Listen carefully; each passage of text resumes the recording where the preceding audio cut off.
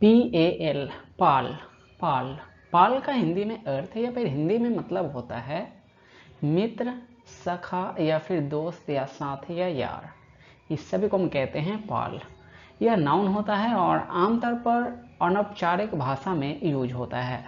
जब किसी करीबी दोस्त या साथी को संबोधित किया जाता है तब हम यूज करते हैं पाल का। ठीक है, अब आइए हम इसका यूजेज देखेंगे। For example, he is my best pal, वह मेरा सबसे अच्छा दोस्त है। She went to the movie with her pal, वह अपने मित्र के साथ फिल्म देखने गई। Thanks pal for helping me out, धन्यवाद यार मेरी मदद करने के लिए। तो आई होप आपको ये पाल का हिंदी में अर्थ और इसका यूजेज आपको क्लियर हो गया होगा। चैनल पे नए हो चैनल को सब्सक्राइब कीजिए और इस वीडियो को लाइक कीजिए। मिलते हैं नए वीडियो में। फिलहाल इस वीडियो को शेयर कीजिए।